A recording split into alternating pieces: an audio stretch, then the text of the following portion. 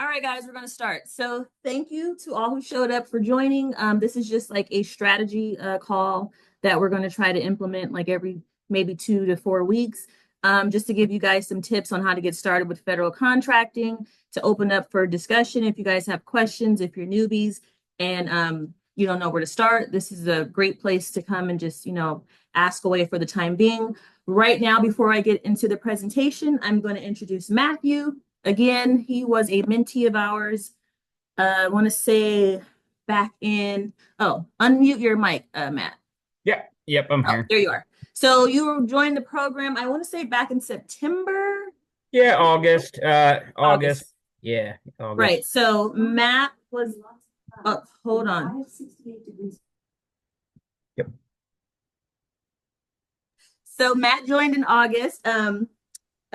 He was new to government contracting. He was looking for a mentor, someone that can, teach him the ropes. He joined our program and has had much success. So I will let you take the floor, Matt, give a background and share your story. Sure. Let's see. So, I'm a retired career fire chief. I had done some stuff with SAM.gov on the grant side of things. Um, Not necessarily doing contracting, but we were getting grants for equipment and manpower. So when I retired, I went ahead, started an LLC. This government contracting thing was something I'd watched a lot of things online. There's a pretty famous guy here, Wes Fisher in Ohio, where I'm at. He has a lot of stuff on YouTube, TikTok. Kind of started looking at some of that stuff.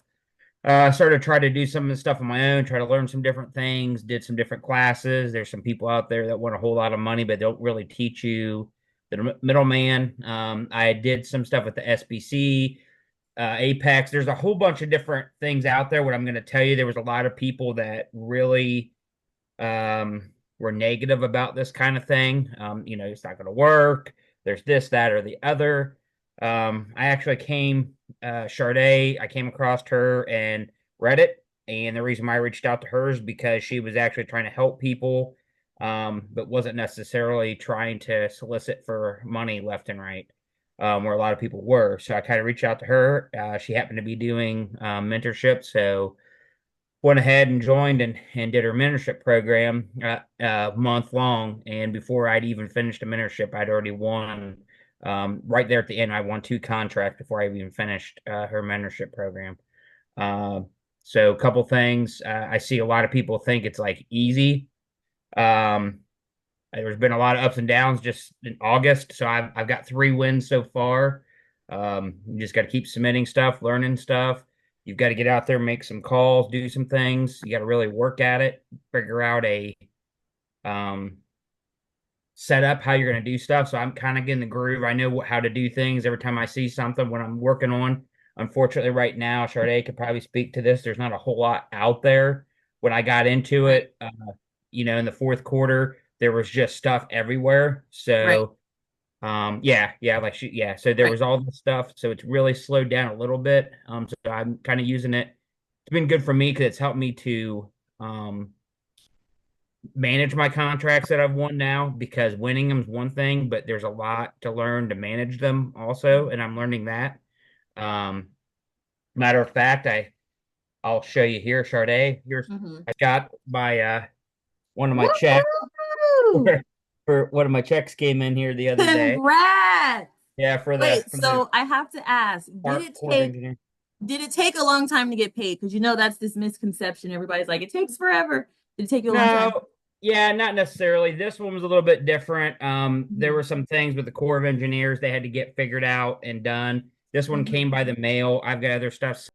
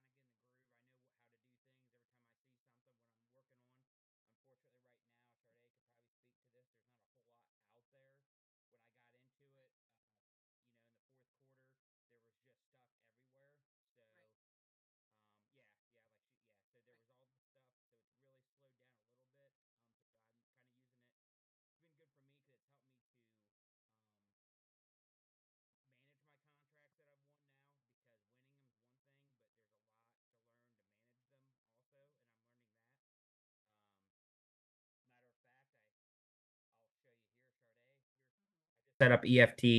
Mm-hmm. You just got to get everything done, right? So no, not necessarily.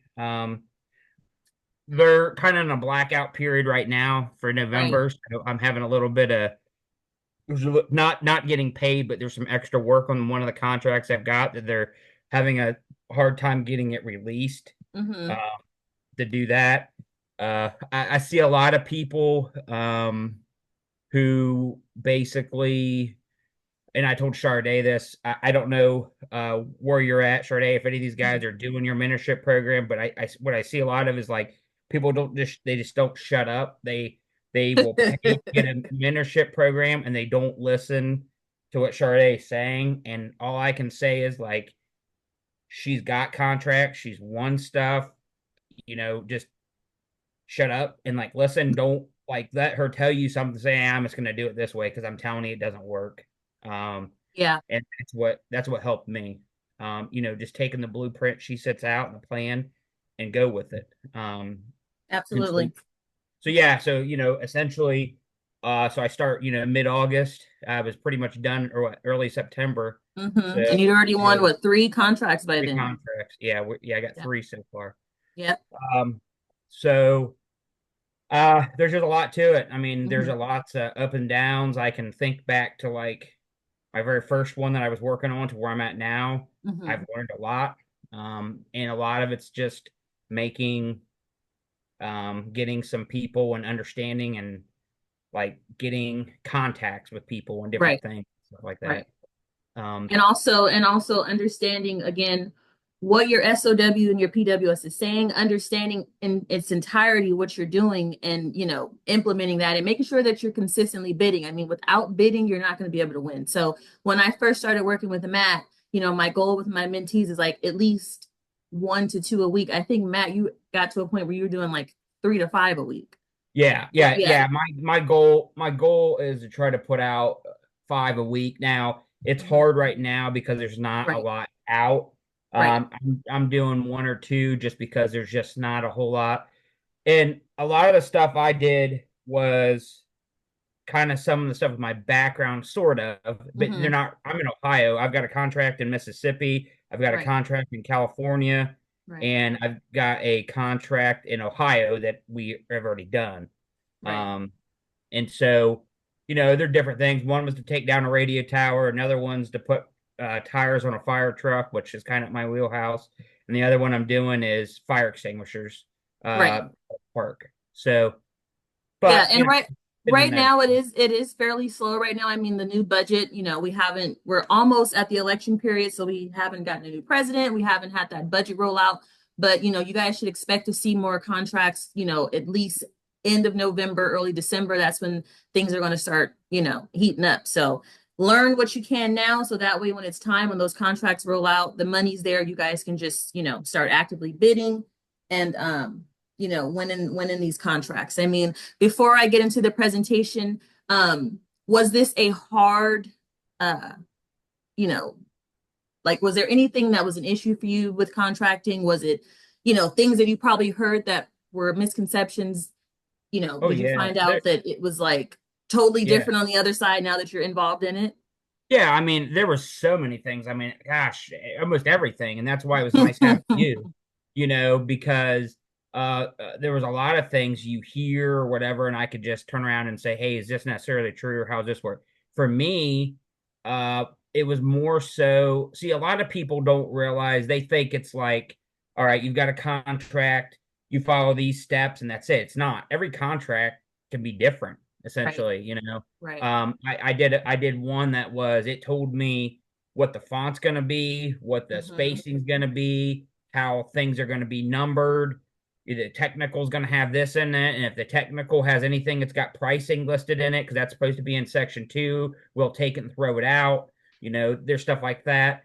Hmm. Um, for me, the biggest thing right now is not necessarily putting the stuff in. I like doing that, and I do a lot of debriefs to see everything that I've lost, except for one, Hmm. has all been pricing.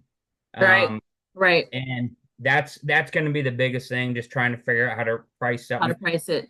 Yeah, Right. and What stuff to be doing to be on the phone. You got and to load up.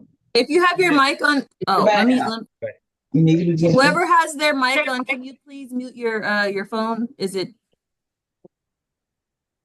Carrots, yeah. please, yeah, Carrot, please make sure you guys have your mics muted.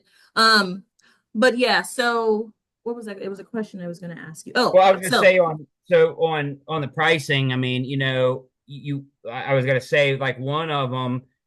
We ended up winning a contract and it was pretty low. And mhm, after I kind of talked to the contracting officer just to kind of have an idea, and they usually don't always tell you, but she told me, and they had expected it to be almost 25,000 more than what we had bid out. So it's a kick, wow. But in the end of the day, some money's better than no money. So, Right, but definitely. So the one question I'm going to ask before I let you go is the middleman strategy illegal? no, no, and so as long as you're doing so, and I'm sure you'll explain that or go through. There's certain places where they don't want it, but Right, my all the contract officers I have are aware of what's going on. They know absolutely.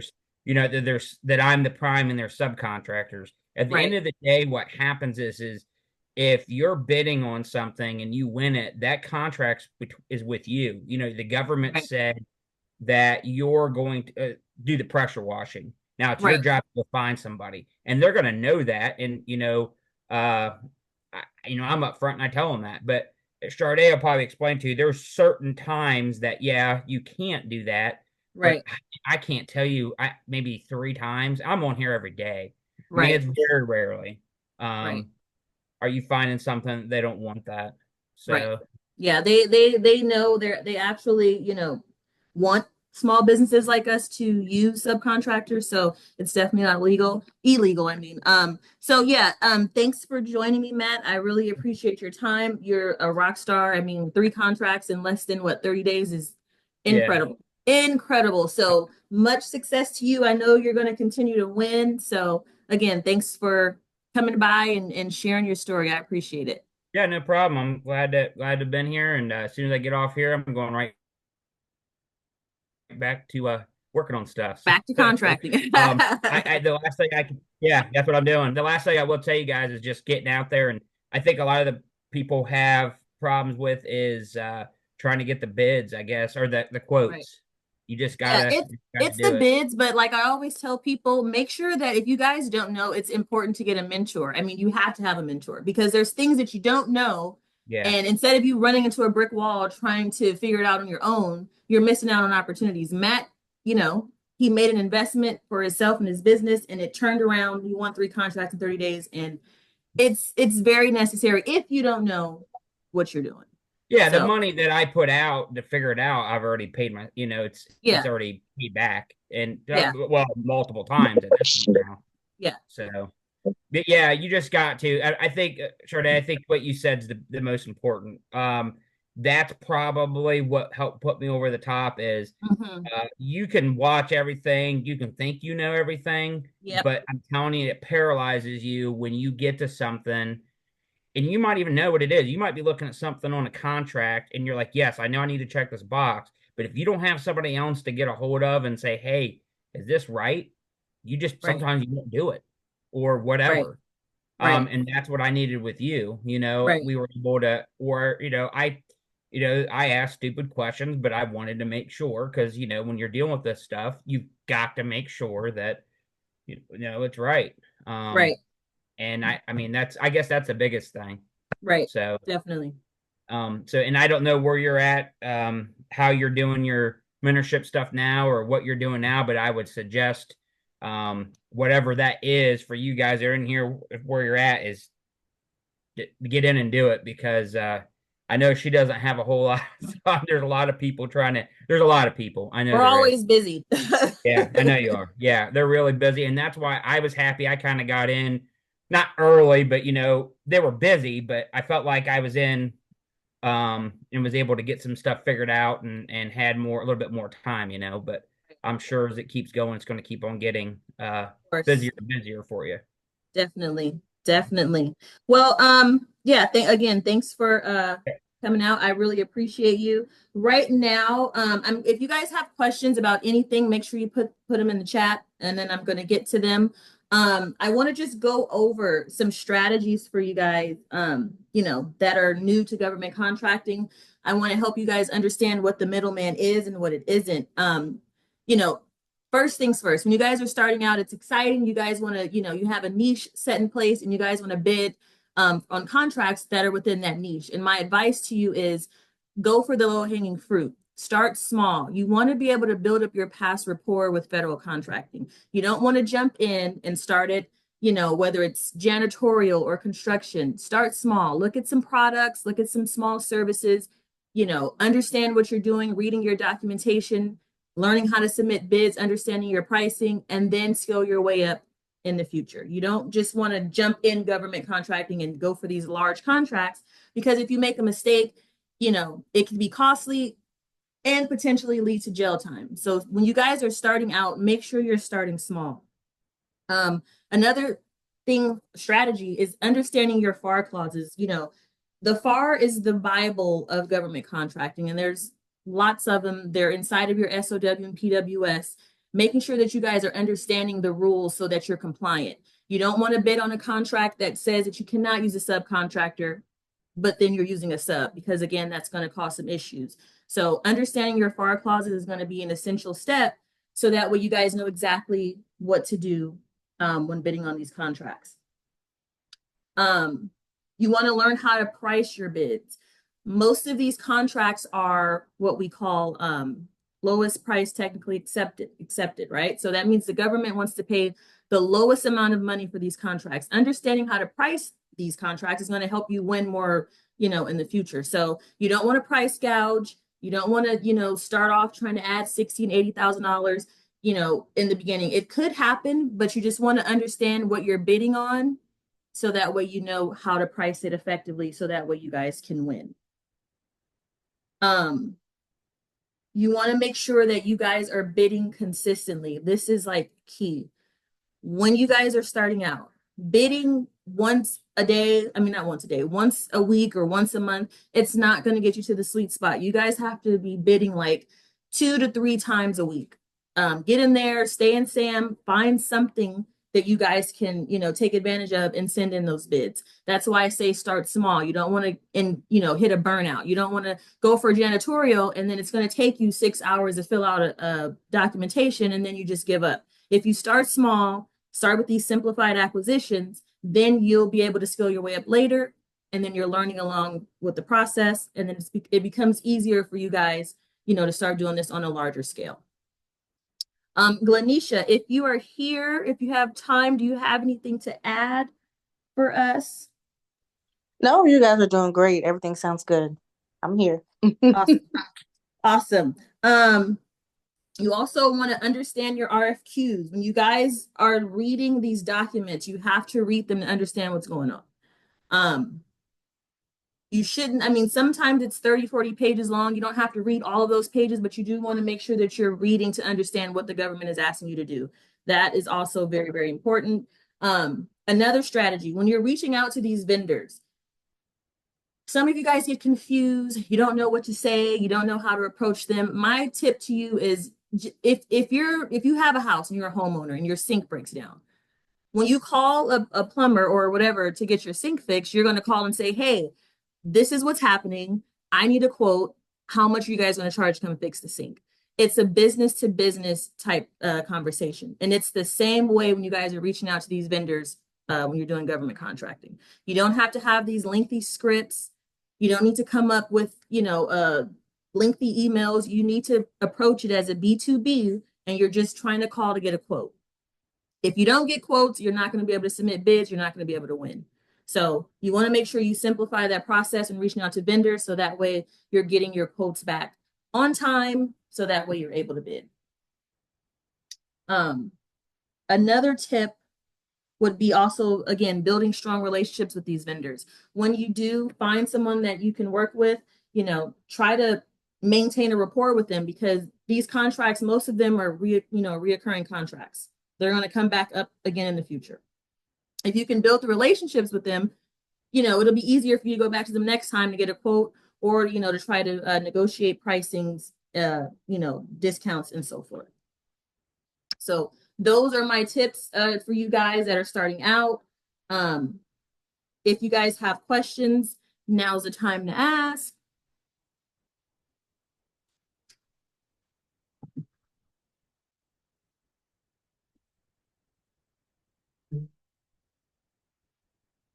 No question is a dumb question. Yeah, if you guys have questions, now is the time to ask. I mean, any question. You guys need help with something, you need to know something. We have 9 minutes left. Anything you guys want to know, shoot your shot. We are here. We are here for the next 9 minutes. Don't everybody speak at once. Okay. Hey, so do you how y'all doing? Do you guys ever utilize like ChatGPT? Yes. ChatGPT is a great tool. Yes, it's a great tool. How do you utilize it to help with the proposal writing? It's all about prompting. You have to make sure that you're prompting it the right way and giving it the right information in order for it to help you write your proposals. And every solicitation does not require a proposal. Remember that also.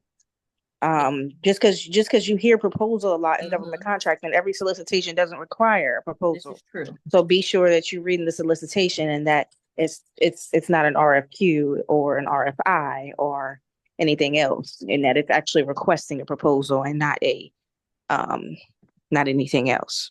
Right. That is true. A lot of these, again, contracts are simplified acquisitions where they just want pricing and a cover letter with your information, your cage and UEI, and that's pretty much it. So not every contract will require a proposal. Okay, thank you. I appreciate that. And I have one more follow-up question. Sure. So say if I'm doing I'm sorry, let me stop you. Let's give us your name and like what your business does. Are you registered in Sam? My bad, y'all. Yeah, my name is Todd. Okay. I'm from Baltimore, Maryland, and I've been doing government contracting for about a year now. I pretty much found out about it on YouTube, and I haven't won any service-based contracts yet. I actually won a product-based contract on Dibs. Okay. That is pretty, to me, it seems a little easier to win on there. But when you do when you do the service-based contracts, you basically you get paid consistently. And so that's why I want to go after the service-based ones. Okay. But the question that and basically my business, what we do is we do like facilities management. Okay. You know, so anything from HVAC, property preservation, snow removal, waste management, things like that. Not to cut you off, Todd. Hold on. We have 6 minutes left. If you guys have any other questions, please put them in the chat or let us know, because the meeting will end in about 6 minutes. Go ahead, Todd.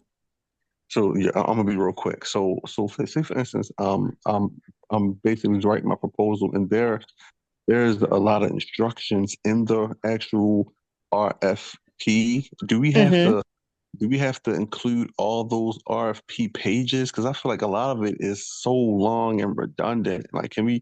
Like, I just don't know. Like, should my proposal be 50 pages long, or because a lot of times it is that long?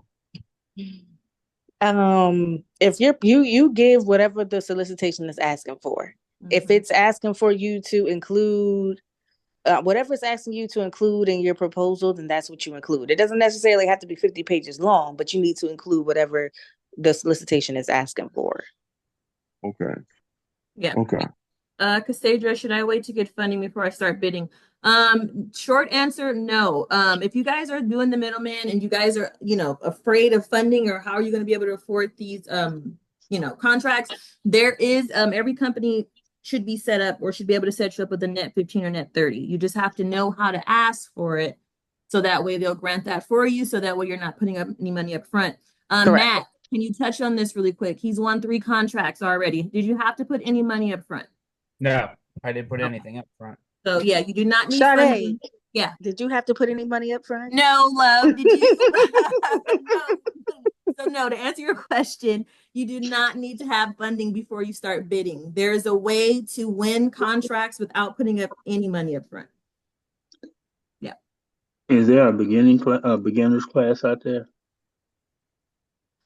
We do provide mentorship. Me and Glennicia, we have a one-on-one Middleman Mastery mentorship, and we're also creating a self-guided module program. So reach out to us.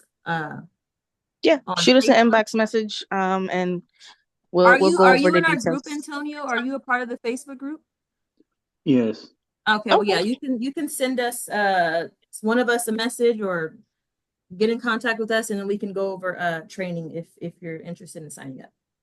Yeah, I'm very interested in it. It's just that I don't know anything Juan, about it. send us a message, Juan. Either one of us, the self module program, also. So just send us a message, and we'll give you those details. Okay, appreciate it. You're welcome. Yeah. I'm sorry, guys. I was not the ones that just joined. I do apologize. I didn't see you guys in the waiting room, but we are about to wrap up.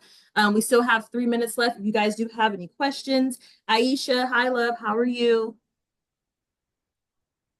Yeah, we got a few minutes left, so you can ask a question for those that just joined.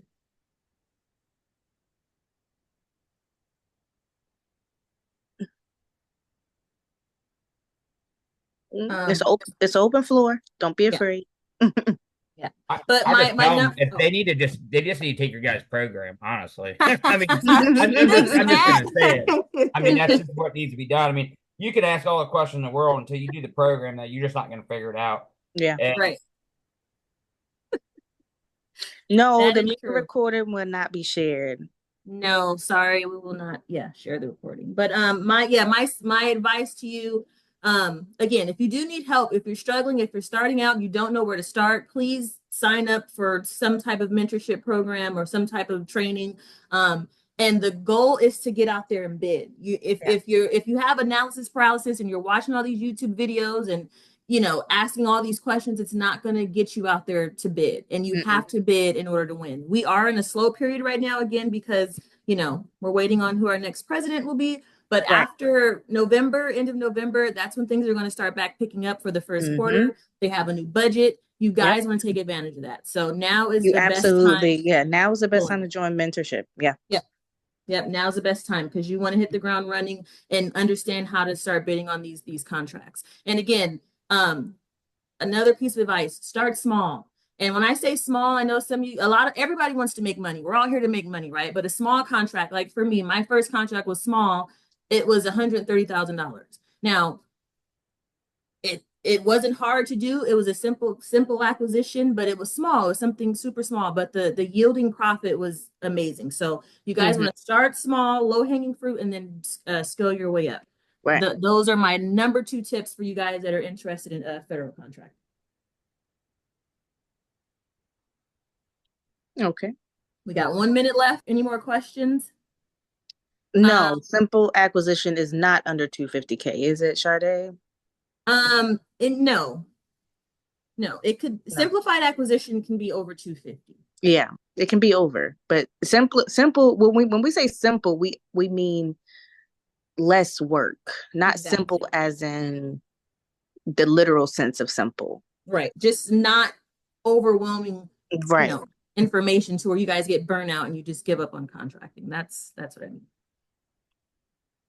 But all right, so we're gonna wrap it up. Thank you guys for joining us and coming out. We'll probably do another one in the next 2 to 4 weeks.